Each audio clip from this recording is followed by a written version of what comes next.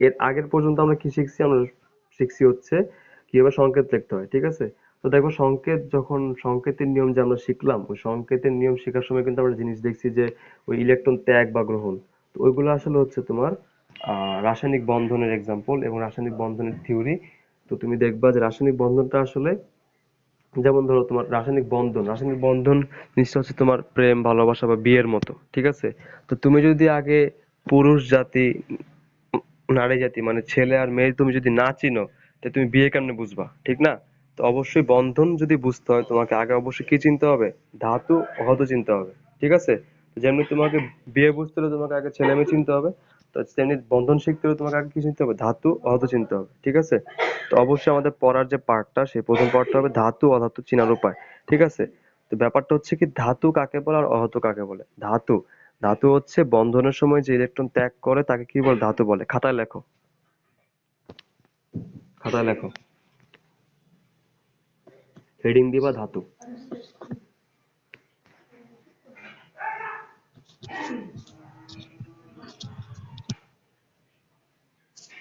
লেখছো?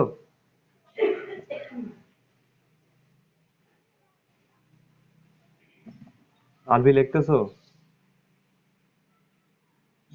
আচ্ছা লেখো, ধাতু হেডিং দিয়ে লেখো যে আহ, রাসায়নিক বন্ধন গঠনের সময় যে মৌল ইলেকট্রন করে, এটুক লিখবা, এরপর কিন্তু কিছু লিখবা না, আগে এটুক লেখা তারপর আমাকে জানাবা। দেখো যে রাসায়নিক বন্ধন গঠনের সময় যে মৌল ইলেকট্রন ত্যাগ করে, এটুক লিখছো? রাসায়নিক বন্ধন গঠনের সময় যে মৌল ইলেকট্রন ত্যাগ করে,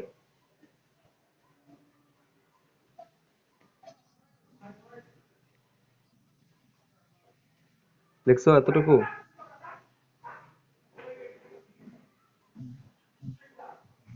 আচ্ছা, তো ব্র্যাকেট দিবা, ব্র্যাকেট দিয়ে লিখবা হচ্ছে আহ, যে সকল মৌলের ইলেকট্রন বিন্যাসে, লেখো যে সকল মৌলের ইলেকট্রন বিন্যাসে, যে সকল মৌলের ইলেকট্রন বিন্যাসে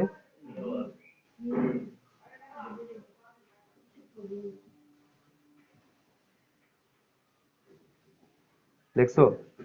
যে সকল মৌলের ইলেকট্রন বিন্যাসে সর্বশেষ কক্ষপথে, সর্বশেষ কক্ষপথে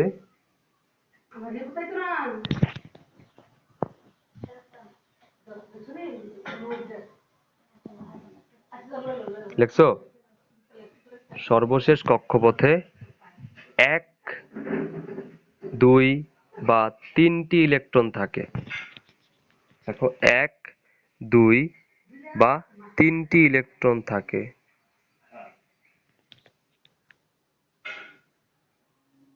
এক, দুই বা তিনটি ইলেকট্রন থাকে, লিখছো? ওইখানে আরেকটা ব্র্যাকেট শুরু করো, মানে একটা ব্র্যাকেটের ভিতরে আরেকটা ব্র্যাকেট, বুঝছো? মানে আমরা একদম ডিটেলস পড়বো। একটা ব্র্যাকেটের মধ্যে কি বলছি? আরেকটা ব্র্যাকেট, ঠিক আছে? মানে এক, দুই, তিনটি ইলেকট্রনের কথা বলছি না? হ্যাঁ, ব্র্যাকেটে লিখবা যে এস ব্লক মৌলের ক্ষেত্রে, মানে এক, দুই, তিন, এটা হচ্ছে তোমার, সরি, এস ও পি ব্লক মৌলের ক্ষেত্রে লেখো। যে এক, দুই, তিন যে লিখছি ওটার ব্র্যাকেটে লিখবা যে এস ও পি ব্লক ধাতুর ক্ষেত্রে, ঠিক আছে? বা মৌলের ক্ষেত্রে একটা হইলে হইলো। লিখবা যে ব্র্যাকেটে লিখবা এস বা পি ব্লক মৌলের ক্ষেত্রে, মানে এক, দুই বা তিন। লিখছো? আচ্ছা, এরপরে কমা দিয়ে লিখবা যে,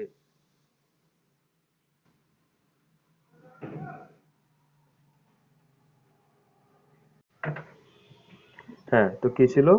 লিখছিলাম কি এস বা পি ব্লক মৌলের ক্ষেত্রে কমা লিখতে বলছিলাম, তারপর কমার পরে লিখবা যে ডি বা এফ ব্লক মৌলের ক্ষেত্রে আরো বেশি হতে পারে। ডি বা এফ ব্লক মৌলের ক্ষেত্রে আরো বেশি হতে পারে। ডি বা এফ ব্লক মৌলের ক্ষেত্রে আরো বেশি হতে পারে। বাট সাধারণত কিন্তু আমরা ওই ডি ব্লক আর এফ ব্লকের মৌল, মানে যে ধাতু, ওগুলো নিয়ে কিন্তু খুব একটা কাজ করি না, ঠিক আছে? তাই ওই আমরা নর্মালি এক, দুই, তিনই বুঝি। কিন্তু ডি ব্লকের ক্ষেত্রে তোমরা দেখবা ওই যে টাইটেনিয়াম 4+ হয়, তারপর তোমার ক্রোমিয়াম 4+ হয়, ভ্যানাডিয়াম 5+ হয়, ঠিক আছে? ম্যাঙ্গানিজ 5+ হয়, ম্যাঙ্গানিজ 7+ হয়। বুঝতে পারছো কি বলছি? ওগুলো কিন্তু একাধিক জারণ সংখ্যা বা একাধিক যোজনী দেখা যায়, ওগুলো কিন্তু ধাতু, ঠিক আছে? মানে ওগুলো 7টা পর্যন্ত ইলেকট্রন ত্যাগ করতে পারে। ক্রোমিয়ামও তোমার হচ্ছে 6টা ত্যাগ করতে পারে, মানে 6+ হতে পারে। বুঝতে পারছো? তো ক্রোমিয়াম কিন্তু একদম তোমার 2 থেকে শুরু করে একদম 6 পর্যন্ত হতে পারে। তো অবশ্যই তোমার এইগুলা জানতে হবে অ্যাকচুয়ালি। যখন শিখবা পুরো ডেপথ শিখতে হবে, ঠিক আছে? গেল। তা আমরা কতটুকু লিখছি যে ডি বা এফ ব্লকের ক্ষেত্রে কি হবে, এর চেয়ে বেশি হইতে পারে, ঠিক আছে? তো একদম শুরু থেকে শেষ অবধি আমাকে একজন বলো, মানে কি লিখছি তুমি আমাকে একটু পড়ে শোনো। পড়ো, আমি শুনি।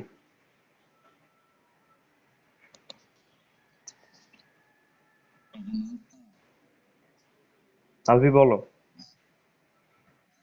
হ্যাঁ, বলো বলো।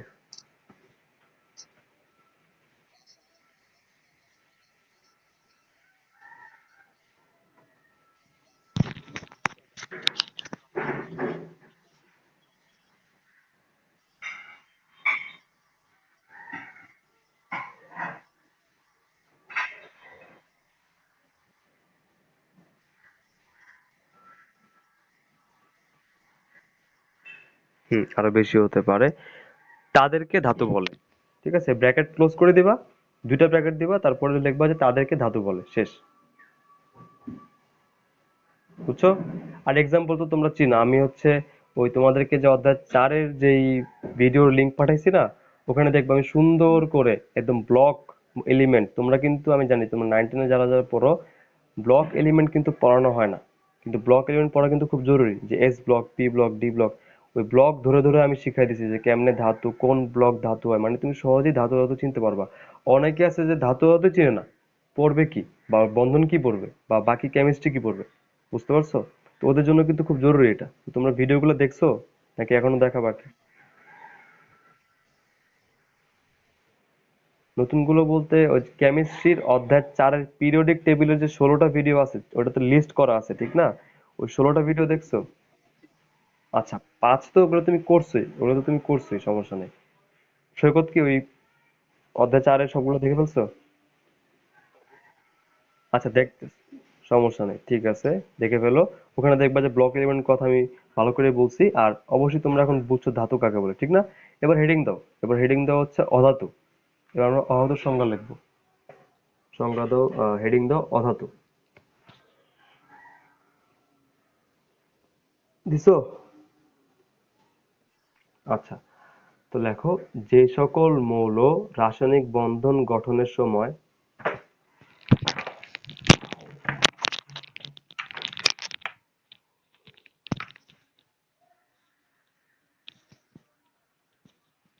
হাত থেকে ফোনটা পড়ে গেছিল। দেখো, যে সকল মৌল রাসায়নিক বন্ধন গঠনের সময়, দেখছো এতটুকু?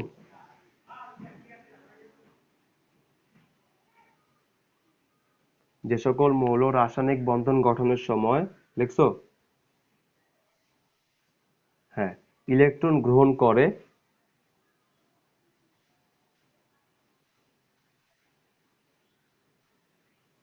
ইলেকট্রন গ্রহণ করে, লিখছো? আচ্ছা, স্ল্যাশ বা অথবা, মানে অথবা লেখো, ইলেকট্রন গ্রহণ করে অথবা ইলেকট্রন শেয়ার করে,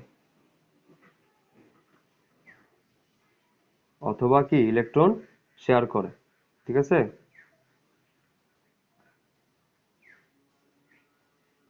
লেখছো এতটুকু? তারপর একটা ব্র্যাকেট শুরু করো। ব্র্যাকেট শুরু করে লেখো যে তাদের ইলেকট্রন বিন্যাসে সর্বশেষ কক্ষপথে, দেখো তাদের ইলেকট্রন, ব্র্যাকেটের মধ্যে লিখবা তাদের ইলেকট্রন বিন্যাসে সর্বশেষ কক্ষপথে,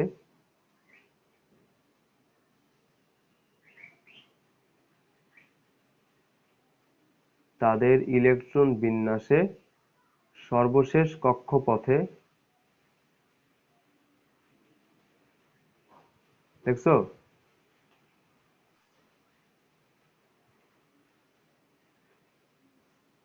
দেখছো এতটুকু? তাদের ইলেকট্রন বিন্যাসে সর্বশেষ কক্ষপথে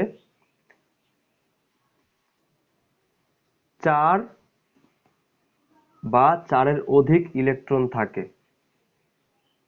সর্বশেষ কক্ষপথে 4 বা তার অধিক ইলেকট্রন থাকে।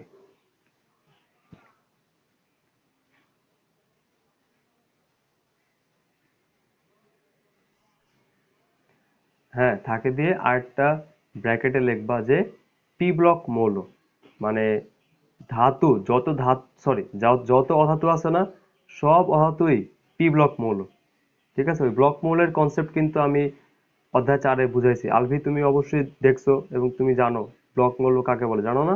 যে এস ব্লক কাকে বলে, পি ব্লক কাকে বলে, বা কোন পর্যায় সারণীর কোনগুলো S block, P block, Alvi জানো তো নাকি?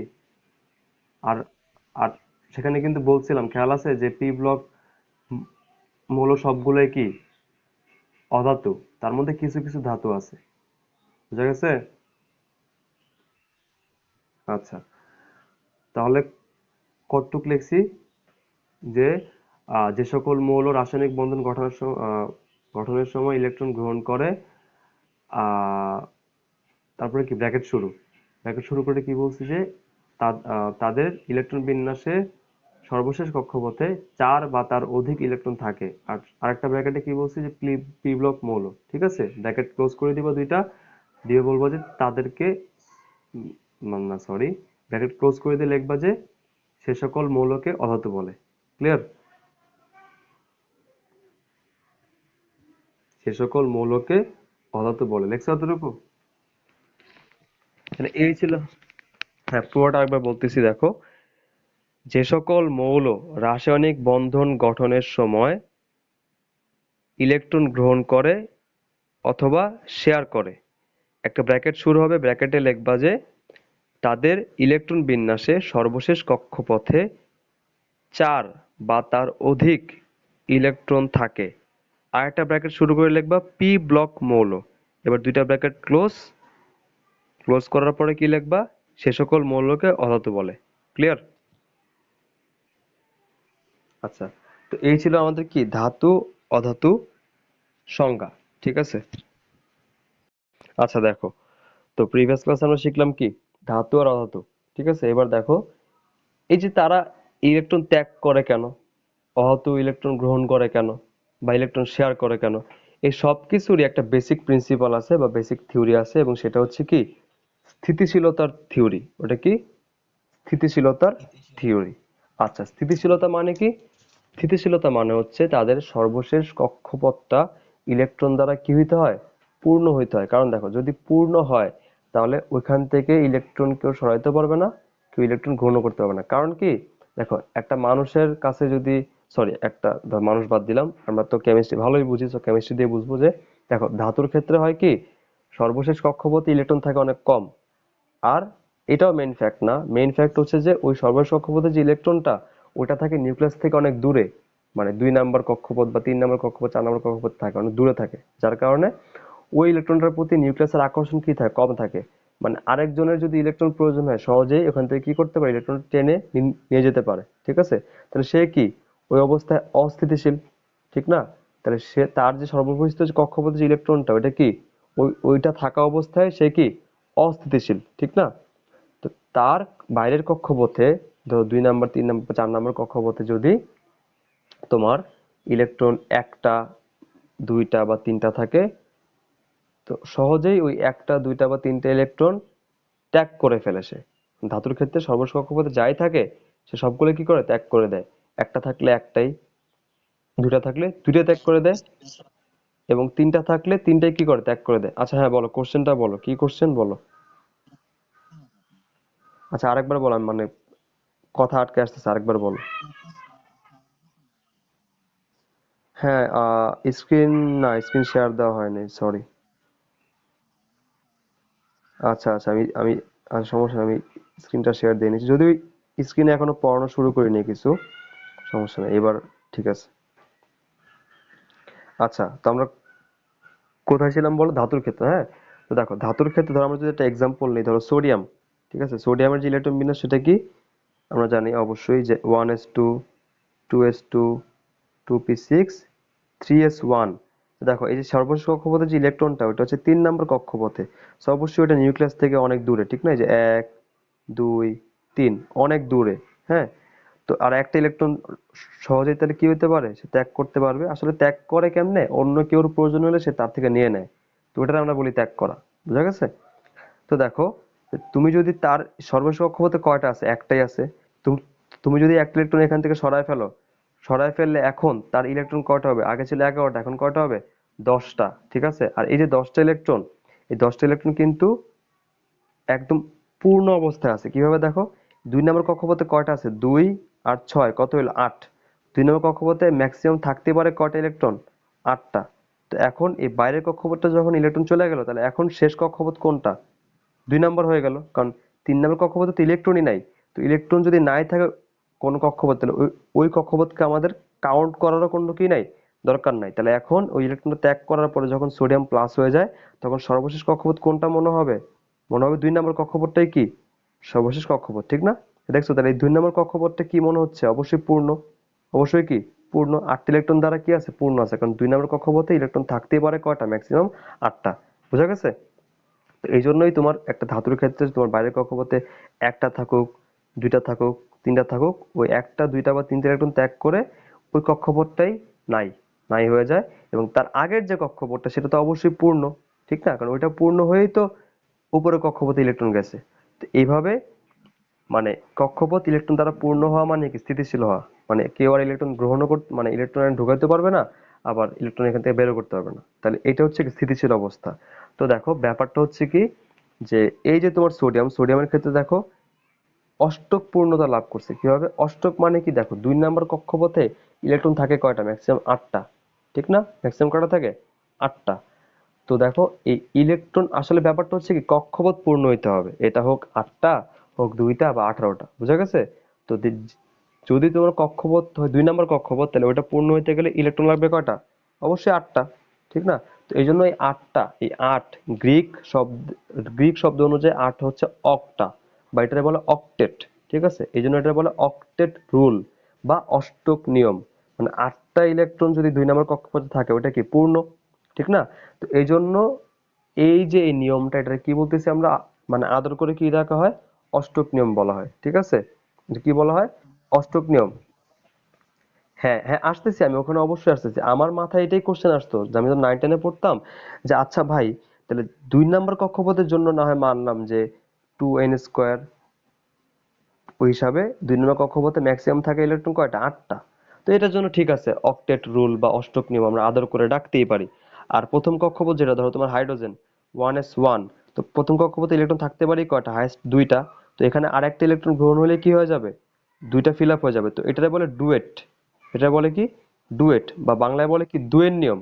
তাহলে আমরা বুঝলাম যে ভাই ঠিক আছে, আপনার লজিক ঠিক আছে, যে কক্ষপথে ম্যাক্সিমাম ইলেকট্রন ধারণ ক্ষমতা দিয়ে, মানে ইলেকট্রন ক্যাপাসিটি দিয়ে আমরা বুঝতেছি যে রুলটা কিরকম, যে যাদের কক্ষপথ একটা, মানে ধরো হাইড্রোজেন আর হিলিয়াম, ওদের ক্ষেত্রে শুধুমাত্র মানে হাইড্রোজেন, খেয়াল রাখবা হাইড্রোজেন, হিলিয়াম আর হচ্ছে কে, লিথিয়াম। হ্যাঁ, এই তিনটার ক্ষেত্রে কি হয়, দুয়ের নিয়ম মানবে। কেন? কারণ হাইড্রোজেনের কয়টা, 1s1, তাহলে এর আর একটা হইলেই কি হয়ে যাবে, 2টা পূরণ হয়ে যাবে। আর হিলিয়ামের তো 2টা পূরণ হয়েই আছে, তাই সে ইলেকট্রন গ্রহণও করে না, ত্যাগও করে না। আর লিথিয়াম কি, লিথিয়াম হচ্ছে তোমার 1s2 2s1। তো 2 নম্বর কক্ষপথ অষ্টক পূর্ণ হইতে গেলে, বা 2 নম্বর কক্ষপথ পূর্ণ হইতে গেলে তোমার কি করতে হবে, 60টা ইলেকট্রন গ্রহণ করতে হবে, ঠিক না? তো 60টা ইলেকট্রন গ্রহণ করা কিন্তু পসিবল না। যার কারণে কি হয়, ওই একটা ইলেকট্রন এই যে লিথিয়াম ত্যাগ করে দেয়, ঠিক না? তো ত্যাগ করে দেওয়ার কারণে এখন সর্বশেষ কক্ষপথ কে হয়ে যায়, 1s2 হয়ে যায়। তাই 1s2 কি পূর্ণ না? তো এটা কোন নিয়ম, দুইয়ের নিয়ম। কারণ এখানে তো অষ্টক নিয়ম মানে নেই, অষ্টক নিয়ম মানলে 60টা ইলেকট্রন গ্রহণ করতো, ঠিক না? 60টা ইলেকট্রন গ্রহণ করতো। তো যেহেতু দুইয়ের নিয়ম মানছে, কেন, কারণ 60টা ইলেকট্রন গ্রহণ করা পসিবল না, একটা ইলেকট্রন ত্যাগ করে দিয়ে দুই, মানে ফার্স্ট কক্ষপথ ফিল আপ হয়ে কি মানছে, দুইয়ের নিয়ম মানছে। তাহলে বলতো দুইয়ের নিয়ম, এটা কিন্তু একটা সুন্দর একটা কোশ্চেন, যে দুইয়ের নিয়ম বা ডুয়েট রুল কারা ফলো করে, শুধুমাত্র তিনজন। কে কে, হাইড্রোজেন, হিলিয়াম, লিথিয়াম, সরি আরেকজন আছে, সেটা কে, বেরিলিয়াম। কারণ বেরিলিয়াম কি করে, চারজন মোট। বেরিলিয়াম কি করে, বেরিলিয়াম হচ্ছে তোমার 1s2 2s2। তো 2 নাম্বারতে 6টা ইলেকট্রন গ্রহণ করা সম্ভব না, সম্ভব না। তো সে কি করে, 2টা ইলেকট্রন ত্যাগ করে দেয়, ত্যাগ করে দিয়ে তোমার বেরিলিয়াম 2+ হয়ে যায়, আর বেরিলিয়াম 2+ এর দুইটা ইলেকট্রন তো নাই, তো 2 এর অস্তিত্ব নাই, মানে 2 নম্বর কক্ষপথে অস্তিত্ব নাই, তো অষ্টক নিয়মের কোনো অস্তিত্ব নাই। এখানে কোন নিয়ম ফলো করতেছে? 2 এর নিয়ম। তাহলে আমাদের প্রথম 4টা যে মৌল আছে, হাইড্রোজেন, হিলিয়াম, লিথিয়াম, বেরিলিয়াম, এরা 2 এর নিয়ম মানতেছে। বুঝা গেছে?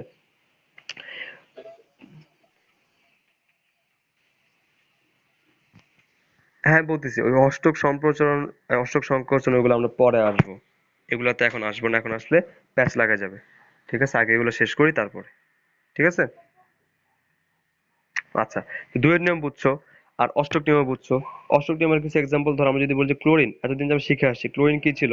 1s2, 2s2, 2p6, 3s2, 3p5। তো 3 নাম্বার, সরি এটা তো আলাদা বিষয়, আমরা একটা সহজটা আগে শিখবো। ধরো oxygen, oxygen 8, 1s2, 2s2, 2p কত? 4। তো 6টা ইলেকট্রন আছে, তো 6টা কি ত্যাগ করে দিবে? কখনোই না, 2টা গ্রহণ করবে। এই জন্যই দেখো মাঝখানে যে 4, এই 4-এর চেয়ে দেখো এই 2 নম্বর কক্ষপথে ম্যাক্সিমাম কয়টা থাকে ইলেকট্রন? 8টা। ঠিক আছে, এই 8টা, এখন দেখো 4টা, হ্যাঁ 4 হচ্ছে মাঝখানে স্ট্যান্ডার্ড, 4-এর চেয়ে কম যদি হয় মানে 1 2 3, ওগুলো ত্যাগ করে দিতে পারে। আর 4 এর চেয়ে বড় যদি হয় 5 6 7, তখন দেখো 8টা হইতে গেলে কি করতে হবে? 5টা যদি হয় তাহলে 3টা গ্রহণ করতে হবে, 6টা হইলে 2টা গ্রহণ করতে হবে 8টা হওয়ার জন্য, আর 8টা হইলে তো সে পূর্ণ আছেই, ঠিক না? তো 5 6 8 হচ্ছে অধাতু, 1 2 3 যাদের আছে ওরা কি ধাতু, আর 4 যাদের আছে ওরা না পারে গ্রহণ করতে 4টা, না পারে 4টা কি ত্যাগ করতে। এবং 4 আছে কার? একটা এক্সাম্পল কার্বন। এই জন্যই কার্বন কি করে? ইলেকট্রন ত্যাগও করে না, গ্রহণ করে না, কার্বন ইলেকট্রন শেয়ার করে। এগুলো আমরা পরে আলো ভালো করে বুঝবো, ঠিক আছে? ওটা শেয়ারিং এ আমরা পরে আসবো, ওটা সমযোজী বন্ধন যখন শিখবো তখন। তো এবার দেখো, অষ্টক নিয়ম তো বুঝছো যে অক্সিজেন যদি 2টা ইলেকট্রন গ্রহণ করে, তখন ছিল 6টা, এখন 2টা গ্রহণ করে কয়টা হয়ে যাবে? 8টা হয়ে যাবে, মানে পূর্ণ হয়ে যাবে। তো এটা কি অষ্টক নিয়ম? ক্লিয়ার? আচ্ছা, এইবার হচ্ছে 3 নাম্বার কক্ষপথে কেন অষ্টক নিয়ম ফলো করে। দেখো, ধরো তোমার ক্লোরিন, তো ক্লোরিনে তোমার নর্মালি কি 1s2, 2s2, 2p6, 3s2, 3p5। তো দেখো ব্যাপারটা হচ্ছে কি, 3 নাম্বার শক্তি স্তরে ম্যাক্সিমাম ইলেকট্রন থাকতে পারে কয়টা? 18টা। ম্যাক্সিমাম থাকতে পারে কয়টা? 18টা। তাহলে ওই হিসাবে এই 7টা ইলেকট্রন ত্যাগ করে দিয়ে অষ্টক নিয়ম মানতে পারে, ঠিক না? 7 ইলেকট্রন ত্যাগ করলে কি হবে বলতো? এই 3 এর অস্তিত্ব নাই, তখন অষ্টক নিয়ম ফলো করবে। বাট এটা কি পসিবল? 7 ইলেকট্রন কেউ গ্রহণ করতে পারবে? পারবে না। তো এই জন্য এখানে কাহিনী হচ্ছে কি, 18-র যে নিয়ম, 18-র নিয়ম বলতে কিছু নাই। কেন? কারণ 18টা ইলেকট্রন হইতে হইলে আরো কয়টা ইলেকট্রন দরকার? 7 যোগ 11, 11টা ইলেকট্রন গ্রহণ করা দরকার। এটা কি পসিবল বলতো? পসিবল না। এইখানে আসলে ওই শক্তি স্তরের কনসেপ্টটা আসবে না, এখানে আসবে হচ্ছে উপশক্তি স্তরের কনসেপ্ট। কিভাবে দেখো, ক্লোরিন লাস্টে কি আছে? 3s2, 3p5। দেখো, পি যেই উপশক্তি স্তর, পিতে ম্যাক্সিমাম কয়টা থাকে? 6টা। পিতে ম্যাক্সিমাম কয়টা থাকে? 6টা। এখানে আছে কয়টা? 5টা। তাহলে যদি আর একটা ইলেকট্রন হয়, তাহলে এই যে তোমার 3p, এই 3pটা কি হয়ে যাবে? পূর্ণ হয়ে যাবে। বুঝতে পারছো কি বলছি? তো যাদের তোমার 3p3, 3p4, 3p5, তারা কি করে? ওই 3টা 2টা বা একটা ইলেকট্রন গ্রহণ করে এই 3p যে উপশক্তি স্তর, ওইটা কি করে? পূর্ণ করে। আর 3d খালি থাকে। কি বলছি? 3p পূরণ করে, আর 3d কি করে? 3টা খালি থাকে। বুঝতে পারছো? তো 3d খালি থাকা অবস্থায় এই 3p আর 3s পূর্ণ হয়ে গেলেই ওটা অনেক স্থিতিশীল হয়। বুঝছো? তো এই জন্য তৃতীয় শক্তি স্তরের যেই ব্যাখ্যাগুলা, ওরাও কি করে? অষ্টক নিয়ম মেনে চলে। বাট 9 10-এ যখন আমি পড়তাম তখন ভাবতাম যে আরে ভাই, 3 নাম্বার কক্ষপথে 18টা ইলেকট্রন থাকতে পারে, তো এইটা কেন অষ্টক নিয়ম মানবে? বাট তখন তো আমার ওই উপশক্তি স্তরের কনসেপ্ট বা অরবিটালের কনসেপ্ট তো ছিল না, যেটা ইন্টারে ভালো করে দেওয়া আছে এবং তোমাদেরকে শিখাইছি। বুঝতে পারছো ব্যাখ্যাটা? ক্লিয়ার? আচ্ছা, তো এইভাবে হচ্ছে তোমার এই ক্লোরিন, এরপর ধরো তোমার পটাশিয়াম, ধরো কে? পটাশিয়াম, পটাশিয়াম কত? 19, ঠিক আছে? তো পটাশিয়াম যেহেতু 19, তো পটাশিয়ামের যে ইলেকট্রন বিন্যাস সেটা আমরা দেখবো। লাস্টে কি থাকে বলতো? লাস্টে থাকে তোমার 4s1, ঠিক না? পটাশিয়ামের হচ্ছে 19টা ইলেকট্রন। তো 1s2, 2s2, 2p6, 3s2, 3p। আরেকটা জিনিস দেখো, 3p এর পরে ইলেকট্রন কোথায় যায়? 4s এ না? 3D এর কাহিনীতে আরো পরে আসতেছে, তো এটা আরো বেশি। এই জন্য দেখো 3p এর চেয়ে 3D শক্তি কি আরো বেশি। তো এই জন্য ওই 3p এর সাথে 3D এর একটা অনেক ডিফারেন্স থাকার কারণে ওই 3s আর 3p মিলে কি হয়ে যায়, অনেক বেশি স্থিতিশীল হয়ে যায়, বুঝা গেছে? আচ্ছা দেখো ওটা পড়তেছি, এবার দেখো এই যে পটাশিয়াম, এই পটাশিয়ামের শেষ কক্ষপথে কি আছে, 4s এ একটা ইলেকট্রন আছে ঠিক না? তো ওই 4s এর যে একটা ইলেকট্রন সে যদি ত্যাগ করে দেয়, তাহলে 4s এর অস্তিত্ব নাই, মানে 4s এ কোনো ইলেকট্রন নাই, 3d তেও কোনো ইলেকট্রন নাই। তাহলে এই 3s আর 3p দিয়েই মানে অষ্টক, ঠিক না? 2 আর 6 কত হলো 8। তো এই অষ্টক নিয়মেই কিন্তু পটাশিয়াম কি হয়, পটাশিয়াম প্লাস আয়ন গঠন করে বা পটাশিয়াম ক্লোরাইড যৌগ গঠন করে। ক্লিয়ার? তো এই ছিল তোমার অষ্টক নিয়ম 2 এর নিয়ম হাবিজাবি। ঠিক আছে, আজকের ক্লাস এতটুকুই থাকবে। ঠিক আছে।